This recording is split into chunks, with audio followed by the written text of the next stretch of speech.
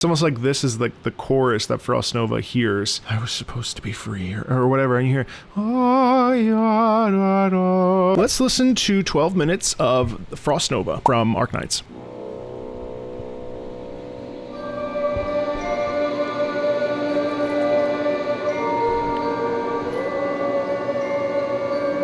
So what's happening right here?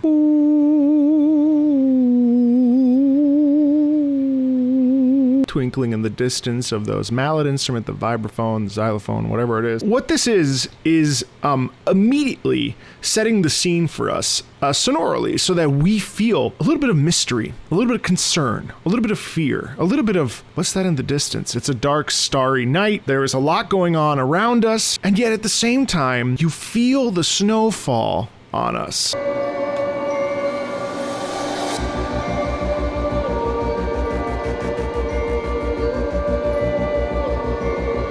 So something really effective when we think about vocalism.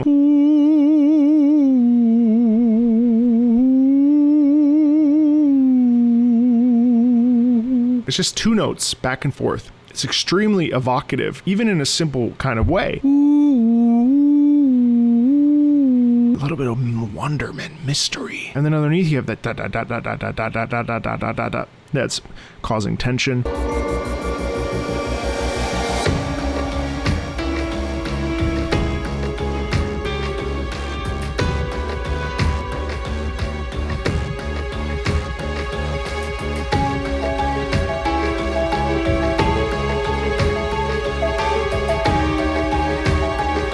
So there's a little bit of dissonance in the piano,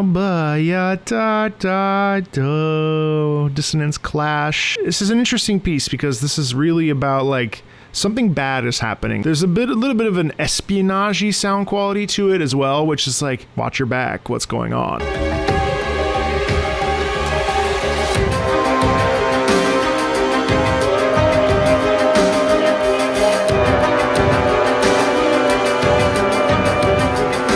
But see, rhythmically, that's really interesting. Ba, ba, bum, bum, bum, bum, bum, bum, bum, bum, bum, bum, bum. Rhythmically, that's really, really cool because it's actually like doing something, not just staying still.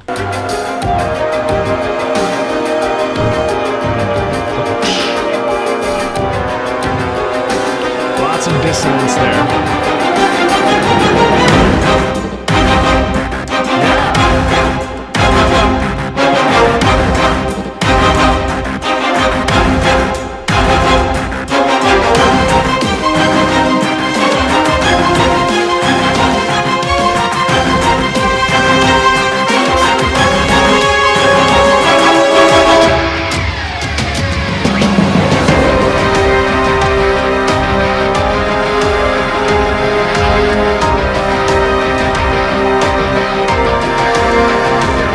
These are now these dire straits, and so we have this like very slow build-up. This is only almost not even 2 minutes in, right? So there's been this build-up for about a minute, which has been a little bit like setting the stage, a little boring maybe. So this could be multiple different things, but we have to kind of consider that maybe this is Frostnova's emotional state, right? And the stakes are very high for Frostnova, and so there's this feeling of like, I have to do this. I cannot stop here right now. I gotta move forward because this is all I can do to protect the ones I love. Maybe there's some ungodly tragedy that's occurring in this moment, or maybe this is just stage music. I don't really know. I mean, it's BGM, so it must be stage music, but I find that very interesting that the stakes are high. We're elevating it with fast rhythm, with a little bit of layering of different instruments. There's a little bit of strings, a little bit of dissonance there, a little bit of crunch. There's some piano as well. It's causing a feeling of unrest.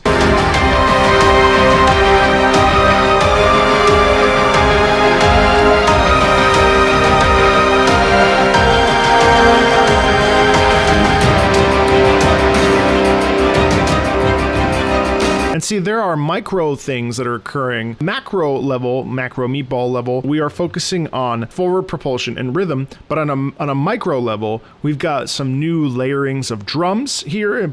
We're always moving in rhythm, but there is a little bit of interesting playing going on where we're throwing different instruments in to sort of enhance the experience. Since this is battle music, it can get a little bit repetitive and a little bit redundant if we're not cautious about adding things and flavoring it a little bit.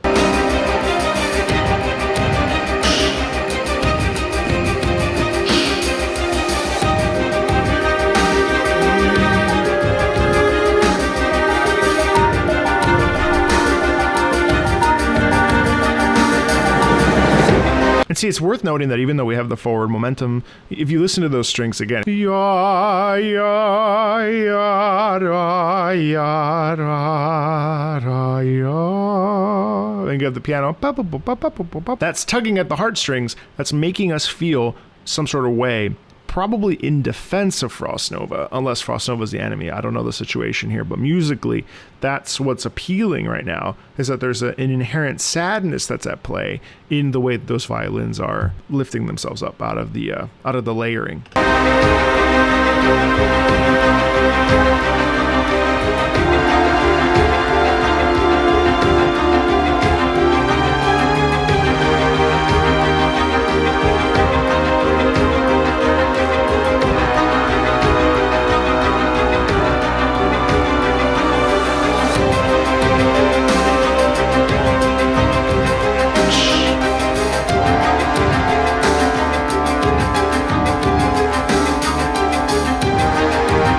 Do you hear how the horns are going ba, ba, ba? When we stretch them out like that in the legato format, you feel how by stretching it, instead of going ba, ba, ba, it actually causes a feeling of tension. By just stretching out and sustaining a note while the piano's over top, filling that open space, that allows a little bit of tension to creep through.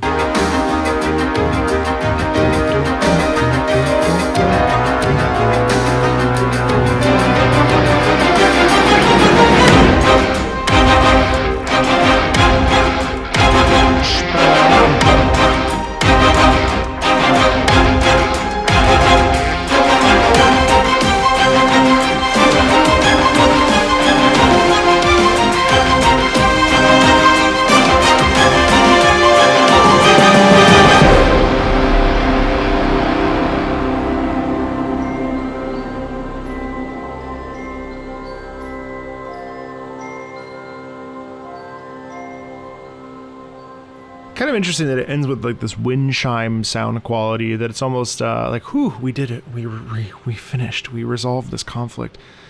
Okay, I can breathe easy.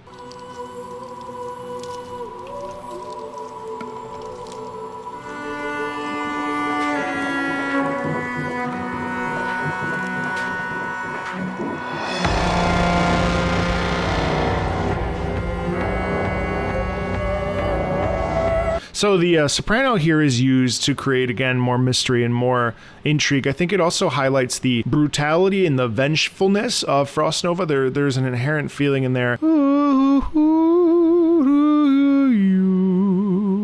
Pain, anger. Using the ambient noise of the ice cracking is a really nice touch. There's real, I wouldn't say horror, but there's very much this sense of like fear that's enveloping the senses there, that makes us feel like, oh my goodness, like this is dangerous. Frostnova's not going to stop until this is done, and it raises those stakes.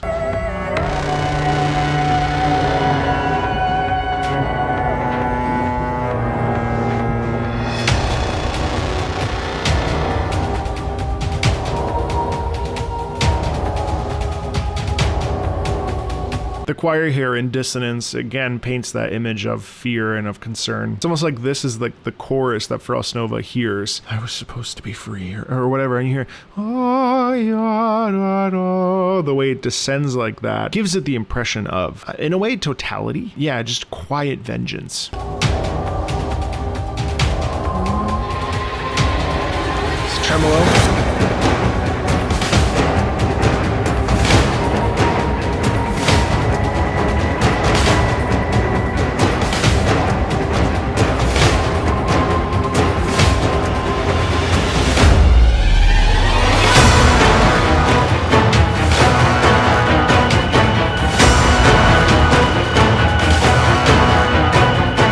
Listen to how obviously we have a ton of tension right now. Right, you feel that. Check out how over top, there's a long sustained note. That's to add a little bit of flavor. I also love right before this, we had this bum bum bum bum bum bum bum bum bum, and then you had slow shifting of the pitches by the sopranos while there was rhythm underneath. And so you had a counter thing where one was fast and one was slow. And as you're listening to it, you're like, ooh, that's a kind of crunch that I'm not used to. So in this case, it's nice to have one sustained thing over top that you may not even catch. And that's sort of the point of it, because underneath, obviously we have this fast rhythm, and then now we're in the thrust of the violence.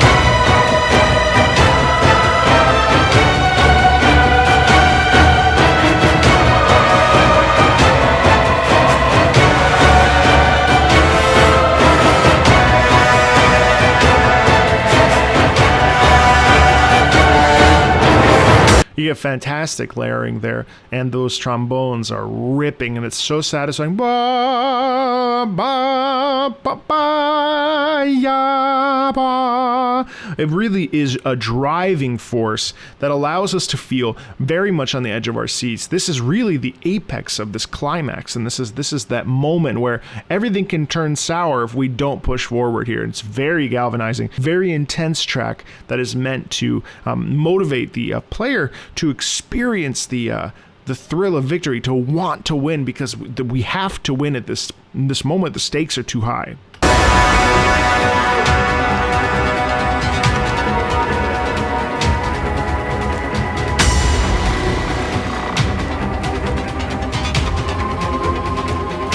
And it's worth noting, too, that the singing here is super sottovoce. Sottovoce means under the breath. It's very whispered under the voice. There's a lot of augmentation here. There's a lot of, we're not going da da da da da. We're going ba ba. It's a little bit all over the place. It's a little disjointed tonally, making us feel a little bit uncomfortable. Again, it paints this picture of sort of almost of like a god, something that lurks in the shadows, things like that.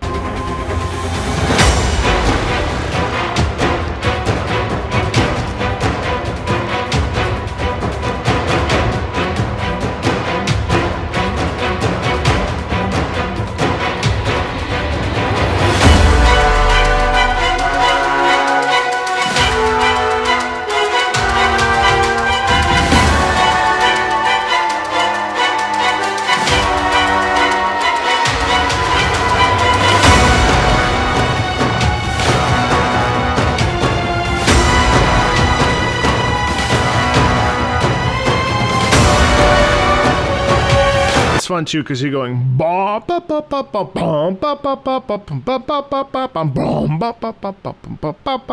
lot of variety here. Variety is the spice of life.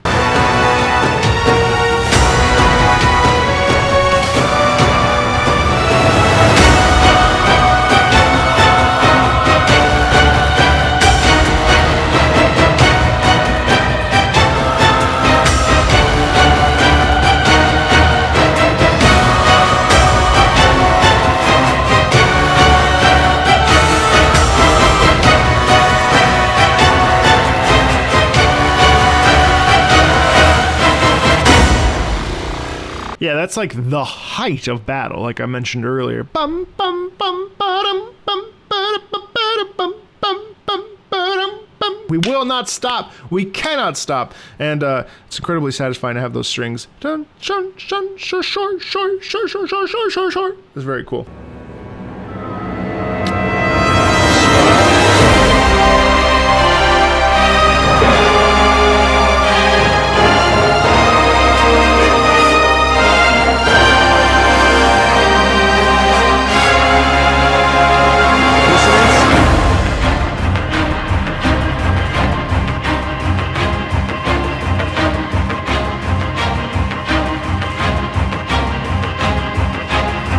I really appreciate the urgency that we feel right away. We have that big, loud brass crescendo there at the beginning of this absolute zero phase.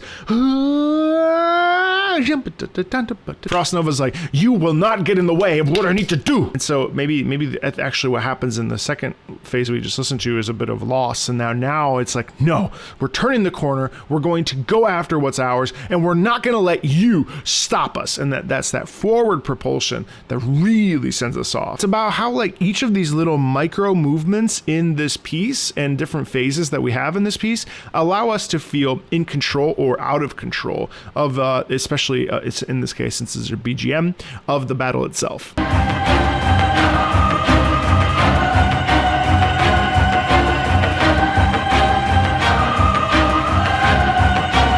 And actually, that's really a nice movement.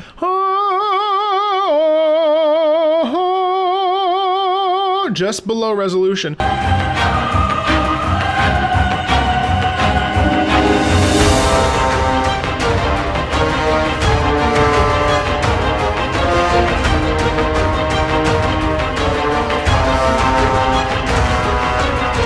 In a way, it feels like the trombones are actually inverse of that solo. Ba, ba, ba, ba. Inverse to what we're doing with the sopranos. And there's that duality of the clash, perhaps.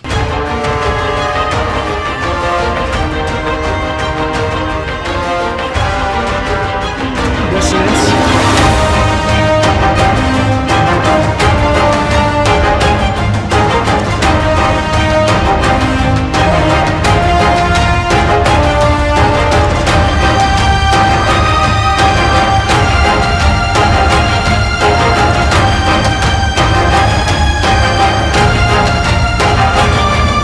It's very heroic.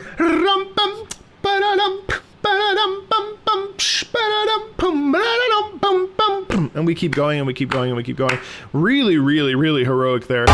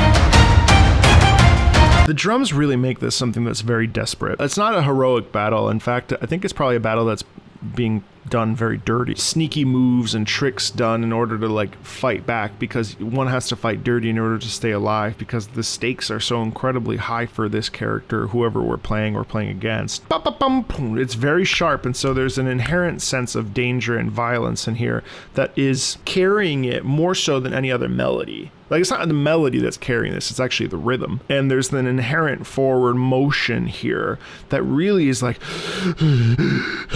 hyperventilating and stressed and worried and upset and angry and rageful.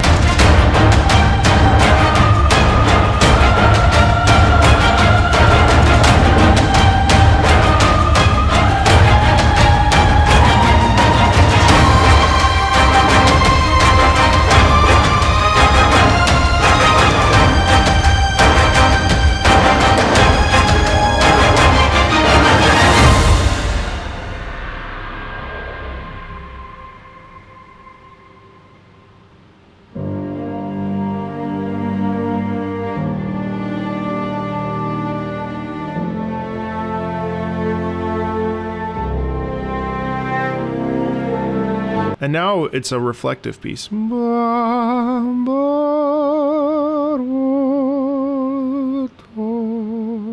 so tired. and you look out and you know, see the war-torn city or whatever.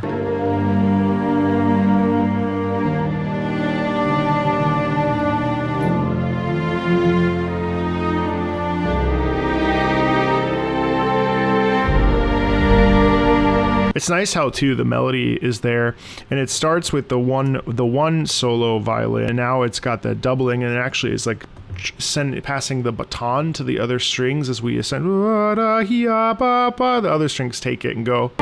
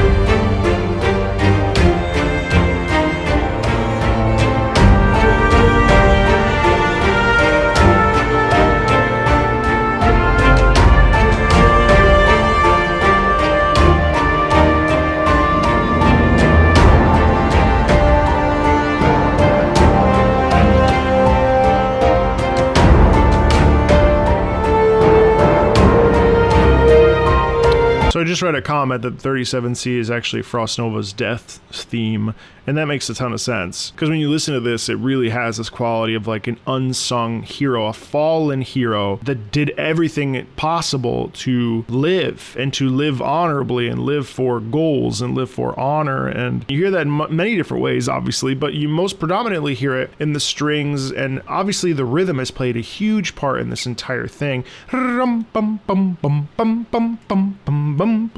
The horns indicate the triumph of Frostnova.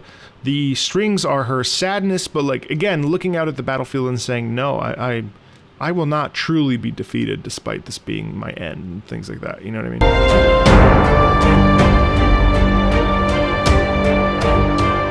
And I think that the drumming is actually, the percussion there is really, it's been pronounced throughout this entire thing, but here it really is, the way it's being hit has this incredible quality. I will rise again. This isn't the end of my purpose, let's say. You know what I mean? Like my purpose has spread to my followers or something. Like, I'm not dying in vain or something. If it's true that she actually dies.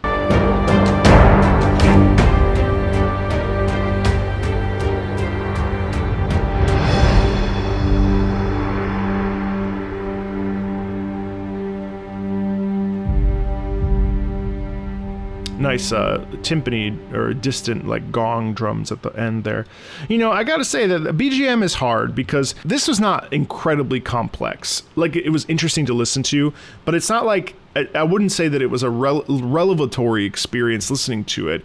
I think it's interesting to hear the motivations of a character underneath what's happening in the vocal line. If the vocal in the instrumental line, if the instruments are dictating to us how to feel, if we pay close attention, we can hear and feel those emotions and then connect more closely to the character. But BGM is tough because BGM is very long and it goes on, and it's better in context because that way we can like be fueled by it in the music with the visuals and the actual gameplay. If this was like a standalone song, I think it would have been more effective. That said, there are a lot of interesting little beats in here that I tried to highlight, and I hope that you found them interesting. There's more Arknights on the channel. Of course, I'm a big fan of the Arknights music. Thanks so much for watching and listening to video game music with me, and I'll see you later. Bye.